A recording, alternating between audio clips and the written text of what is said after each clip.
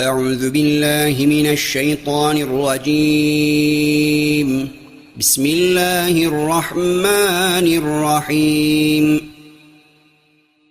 عَمَّ يتساءلون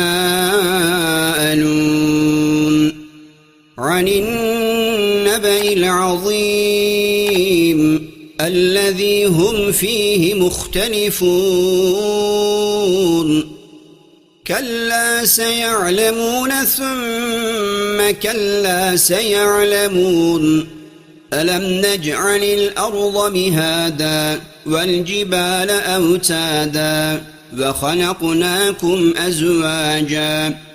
وجعلنا نومكم سباتا وجعلنا الليل لباسا وجعلنا النهار معاشا وبنينا فوقكم سبعا شدادا وجعلنا سراجا وهاجا وأنزلنا من المعصرات ماء ثجاجا لنخرج به حبا ونباتا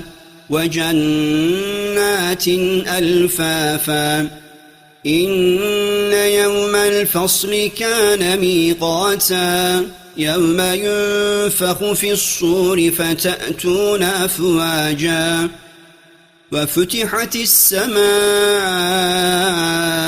فكانت أبوابا وسيرت الجبال فكانت سرابا إن جهنم كانت مرصادا للطاغين مآبا لابثين فيها أحقابا لا يذوقون فيها بردا ولا شرابا إلا حميما وغساقا جزاء وفاقا إنهم كانوا لا يرجون حسابا وكذبوا بآياتنا كذابا وكل شيء أحصيناه كتابا فذوقوا فلن نزيدكم إلا عذابا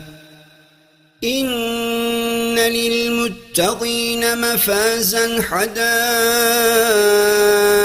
وأعنابا وكواعب أترابا وكأسا دهاقا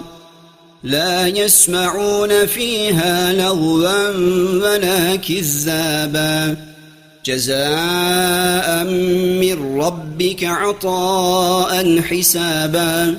رب السماوات والأرض وما بينهما الرحمن لا يملكون منه خطابا يوم يقوم الروح والملائكة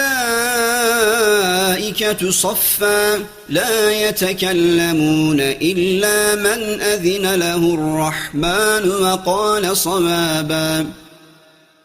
ذلك اليوم الحق